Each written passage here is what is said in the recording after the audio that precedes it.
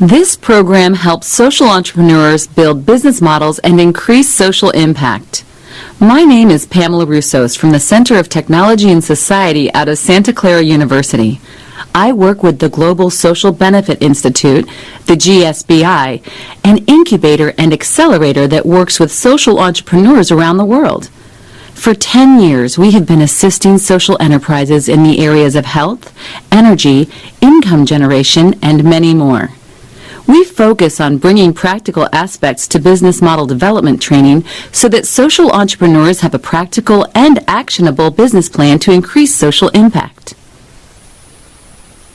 Our goal is to ensure that you, the social entrepreneur, have a good understanding of a business model. What are the elements of your business model, and how can you best articulate them? While this training is mainly focused on communicating with investors, understanding your business model is important because it also helps you to communicate effectively in every aspect of business development. This training has been broken into 7 lessons so that you can understand all the elements that go into a successful business model. Investors care about business models. Whether your organization is for-profit, non-profit, or a hybrid, investors, either impact or philanthropic, want to make sure their money is being well spent. A succinct, clear business model allows you to communicate to investors the value of your product or service and how you support your organization with the money they are investing. Your business model shows that you have a plan and you can execute this plan, that you ensure you understand how much money is required to accomplish your mission and keep your mission going. Here are some definitions of a business model and social impact. A business model describes the rationale of how an organization creates, delivers, and captures value. In later lessons, we will walk through what you are doing to create this value, how you can deliver it, and how you will be able to capture that value. Social impact is the effect you have on the community and the environment. As we continue, we will discuss the challenges that exist in measuring social impact.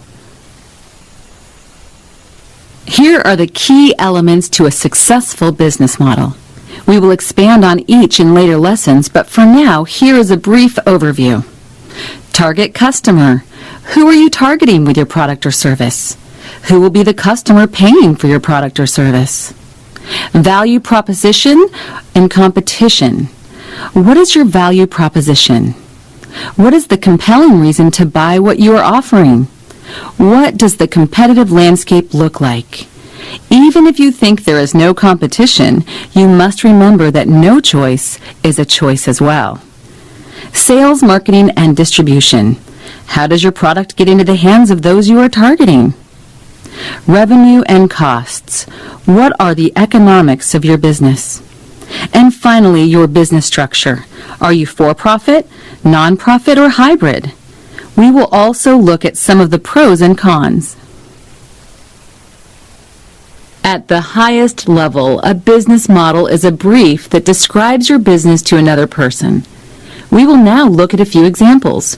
First, we have a solar light company that states, "We sell solar lights in rural areas through local agents." In one sentence, we already know what they sell, solar lights, that they are targeting rural areas, and how they plan to approach their sales and distribution, using local agents rather than building their own sales force. Next, they state, "These sales increase the education and productivity of a community as well as benefiting the environment."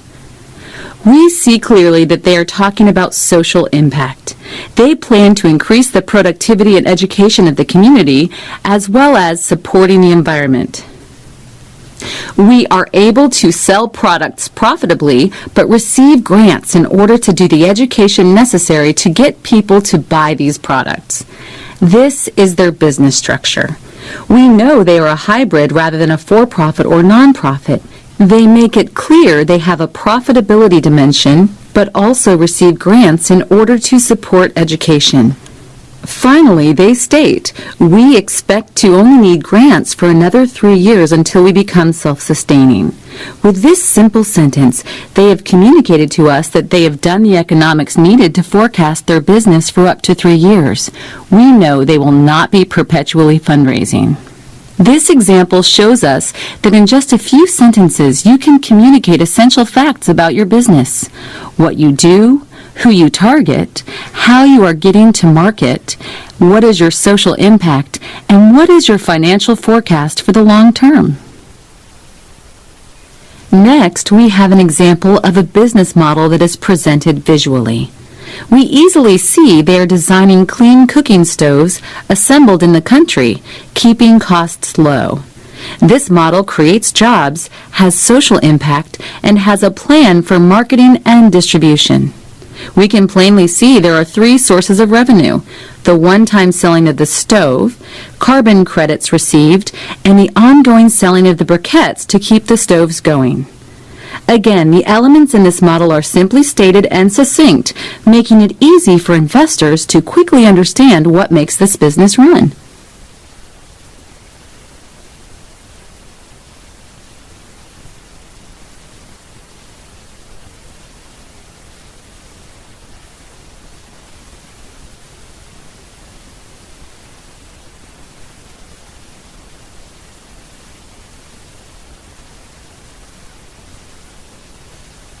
Welcome to Lesson 2.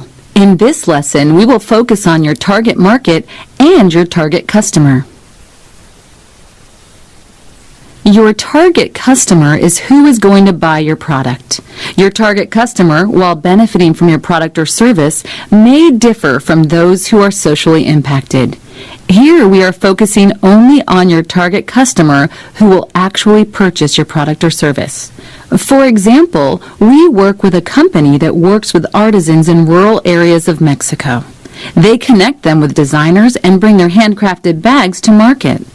Although their social impact is on the local artisans and the larger community, the company's target market is women ages 18 to 35. The distinction of an age range is important. Had they decided to go with an older age bracket, say 50 to 60, first, the design of the handbags would be completely different, and second, their sales and marketing would change completely. Since they have targeted a younger generation who uses social media, they will use social media in their marketing strategy. As much specificity as possible in finding your target customer is key to your success. Who your customer is will drive many of your business decisions. As stated before, your target audience differs from your social impact, which you also want to specify in your business model. Referring to the example from the previous slide, even though the target audience is women between 18 and 35, the artisans in rural areas in Mexico can be any age.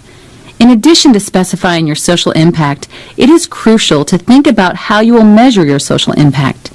You want to be able to articulate effectively to your investors exactly how you are impacting the world. By showing potential investors what would happen if they put $100 into your organization, they will see that you have truly thought this out and be more willing to invest. Here we have an example of an organization that is creating biochar. The social impact here is on the micro-entrepreneurs that are selling the biochar. Their incomes are increasing, improving the lives of their families and that of the larger community. In addition to the impact on the micro-entrepreneurs, the consumers of the biochar are also being impacted positively. They are saving money and are experiencing the health benefits of not having to breathe in poisonous fumes in their homes. Finally, there is also the benefit on the environment, as there are not as many pollutants in the air.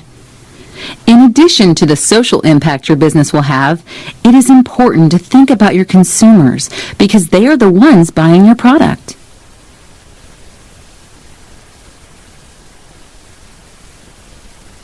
For another example, we have an organization that makes sanitary pads for women and girls. As for social impact, there is the clear health benefit of reducing infections, but there is also the education benefit that allows these girls not to miss a week of school a month. Even further, there's the economic impact of jobs being created both in the women selling the pads and the manufacturing needed to make them.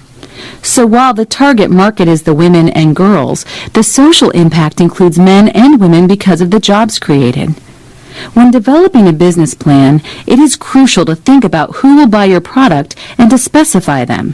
From there, you must think who will be socially impacted favorably by your product or service.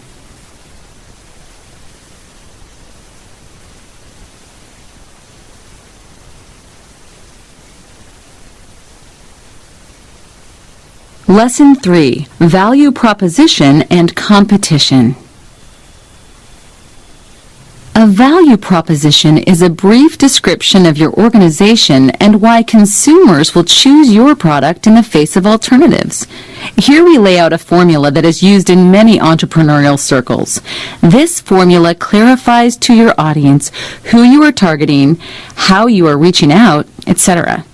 By going through this process, you are able to clarify all aspects important to your business model. It must be said, this is for internal use only and should never be shared externally. We have an example of an organization called Embrace, which sells a high-tech sleeping bag that provides constant warmth to babies born prematurely. Their value proposition is that, unlike a hospital incubator, their product does not need continuous power and costs a fraction of the price. Therefore, this product is great for places that do not have continuous power or cannot afford expensive incubators that are found in hospitals. Another example of a great value proposition can be seen in Operation Asha, which reaches out to slum and rural populations who need access to TB treatments. Operation Asha provides medical services for TB treatments in local communities.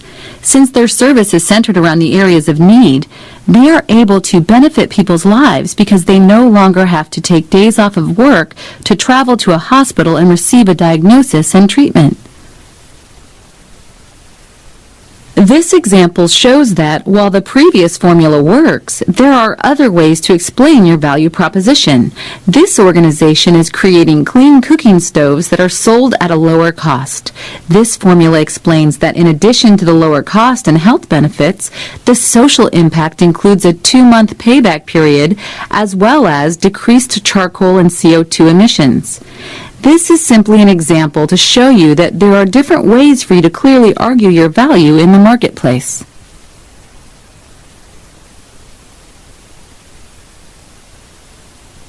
In addition to your value proposition, it is important to think about your competitive advantage.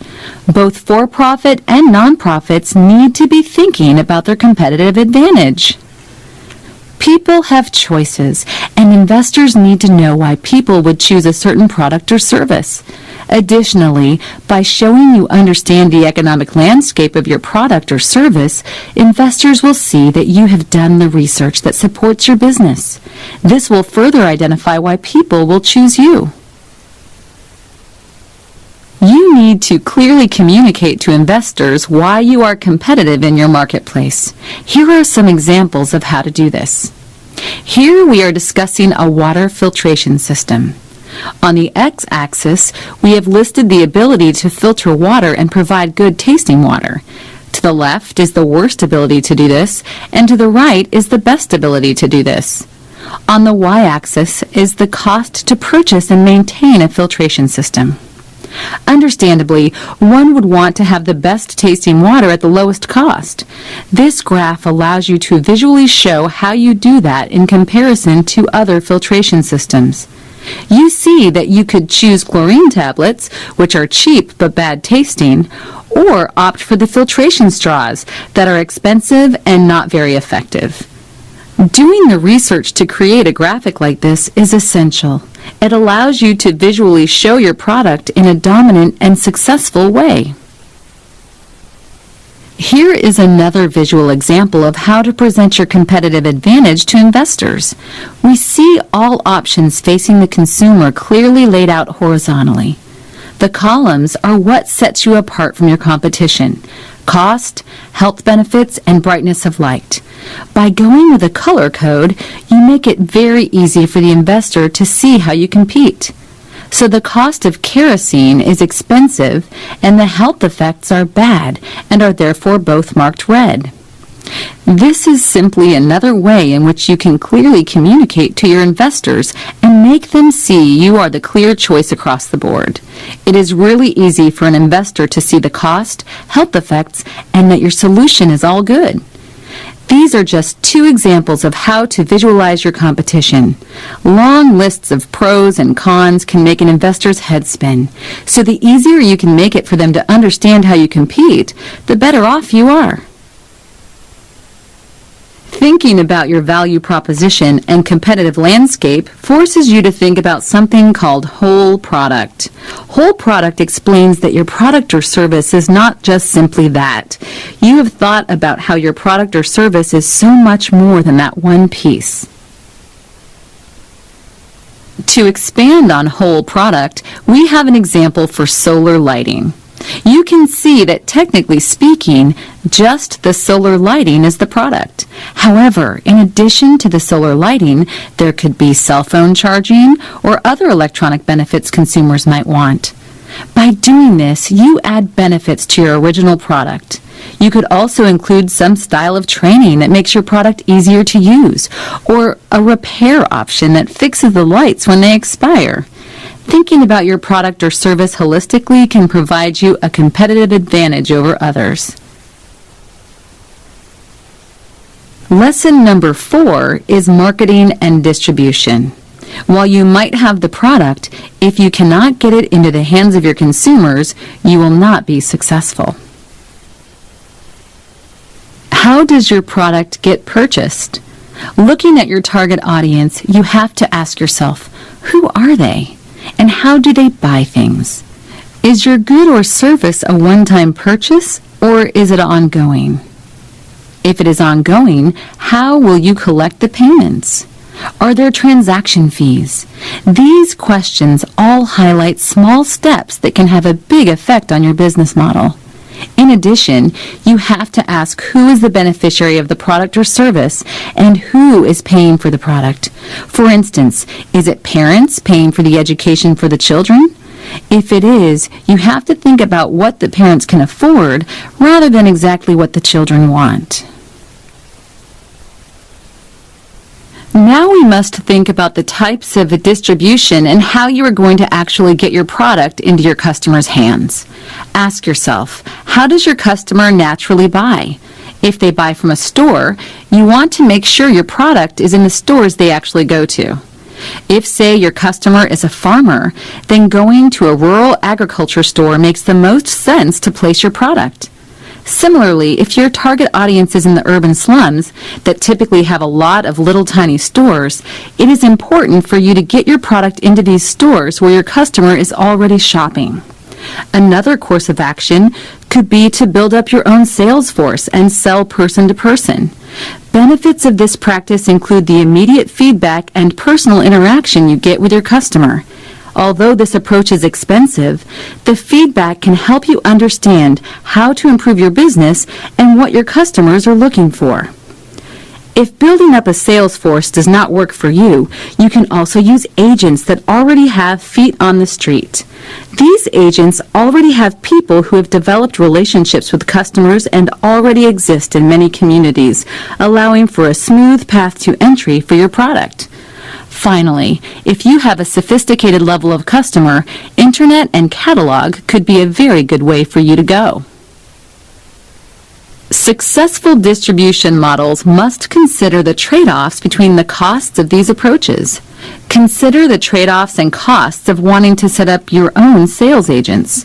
By doing this, you personally can train distributors how to operate and have personal interactions with your customers. The trade-off is that this approach is costly and takes time. Here are 2 examples from before that can help us understand this point. For the rural farmer, they naturally go to agricultural stores to buy products like soil inputs, seed, and irrigation systems. Since they are already going to these stores, that is where you want to sell your products.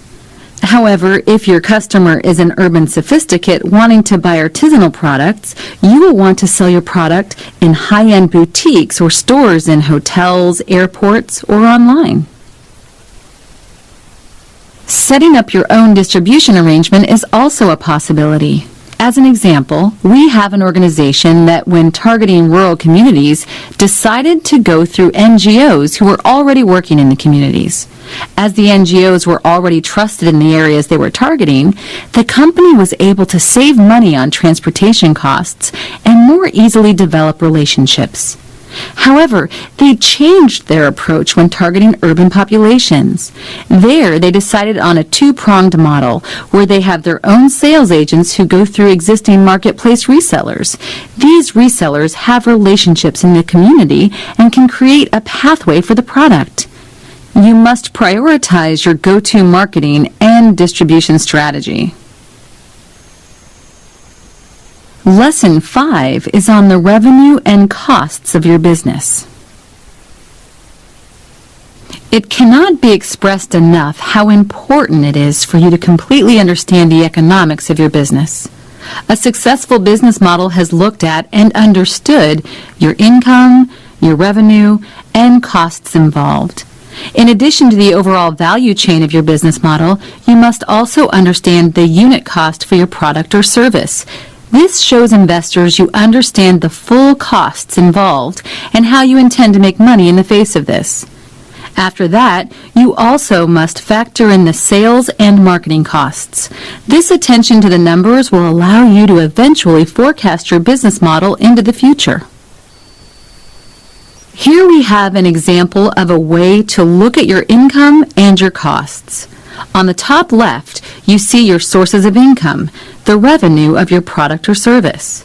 You also see other revenue possibilities, such as royalties from franchising or from grants and donations. On the bottom right, there are expenses and the cost of goods sold, or COGS, which is the cost of all goods sold, not just the component pieces, but everything put together. These are all integral parts of your finances listed graphically for you and your investors to easily understand. This visual gives you a better sense on how everything is coming together. Also known as a fishbone diagram, you work from the right to left as you slowly build up how you will build your income. On the top right, we have the main product sales and your ancillary sales.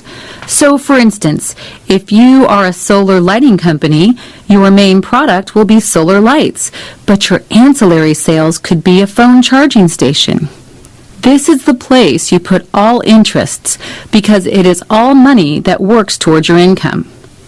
Here, we visually see how your product or service is contributing to your earned income and revenue. When looking at cost drives, you can approach them in the same graphical way. Here, moving right to left, from the top, you have your manufacturing costs, labor costs, and the overall cost of making your product. For sales and marketing, you have your sales and distribution costs and any promotions you may be running that feed into your costs. Finally, you have your overhead costs, such as management or administrative costs. Here we have presented it in a visual versus the first graphic. We can see exactly everything that builds to make your business run. In addition to costs, it is very important to think about value chains and use cases. Take time to explicitly explain how your product gets into the hands of the customer. What exactly does your value chain look like? Here are a couple examples to better inform you about value chains. On the top part of this, in the bubbles, is the use case, how you envision the lifespan of the selling of the product. Down below represents the value chain. In the use case, there is a family that is lighting their hut with a kerosene lamp. The mother sees a solar lamp at the store and decides to get funding from the local microfinancing institution. As she and her family uses it and saves money from not buying kerosene lamps, they are able to pay back the loan to the MFI and save money in the long term. Based on that, we must think about all the steps needed to make this happen. That's the value chain. First, there's the manufacturer who makes the lamp and sells it to the distributor, who in turn sells it to the local stores who work with the financing organizations who assist the consumer in purchasing the item.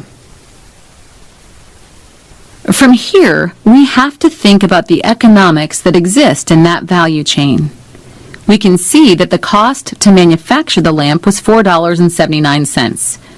The manufacturer turned and sold the lamp to the distributor for $12, who then sold it to the store for $17, that sold it to the customer for $24. The MFI also sees a profit as it gains interest over the